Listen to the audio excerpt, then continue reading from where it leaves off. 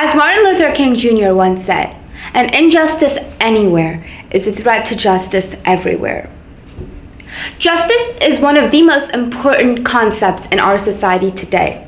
And although we might not be aware of its direct effects, it has an important impact on all of us. Justice is what helps restore society when something has disturbed it. When a violent crime has happened, it helps bring the society back together. It helps give us closure. We want that person to pay for their crime because it violates what we consider acceptable human behavior, because there was some loss and we want to get it back. We want to make him pay. And this is where the concept of punishment comes in. There are two main theories of punishment in today's modern justice systems. The first one is the retributive theory of justice. That theory is based on retaliation, or an eye for an eye. We punish criminals because they have done something wrong, and now they deserve to be punished and face the consequences for their actions. But one important thing to note about this theory is that it doesn't punish people who are not able to take responsibility for their actions.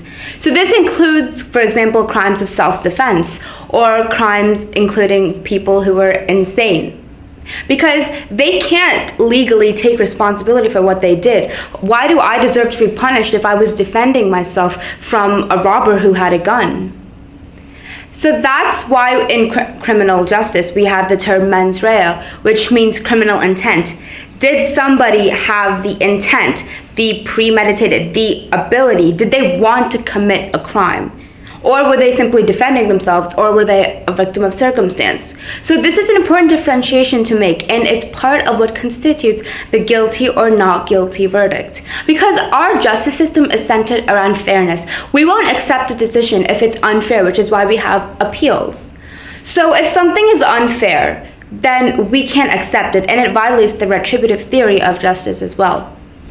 The second theory of justice is called the utilitarian theory of justice. So what this theory says is that the reason we punish criminals is to make an example out of them. For example, if somebody murdered someone, then the reason that we are punishing them is because other people may not murder. It's to deter other people from wanting to murder other people, because now they know that, oh, if I murder somebody, then I'll be locked up. So that's what pioneer Jeremy Bentham explicitly states. The chief end of punishment is to deter future crime. However, this theory does have plenty of flaws. The most obvious including it's okay to punish an innocent man if he can be made a good example out of. This completely contradicts our justice idea, because we believe that 10 criminals can walk free if it means not imprisoning one innocent man. So the utilitarian theory, while it's with good intentions, it's not entirely possible to accept this, especially with our current constructs of what justice should be like. So many justice systems in the world today have elements of both, because it's not possible for so many reasons, including logistical and just fairness, to adopt either theory. But the most important thing to remember about justice, about revenge being a form of justice, is that it doesn't mean you go and get justice from somebody who stole your lunch on the playground. It means that we have to defend justice. We need to restore balance to society, and not simply to ourselves when it comes to maintaining it. Because as Francis Bacon said, if we do not maintain justice, then justice will not maintain us. Thank you.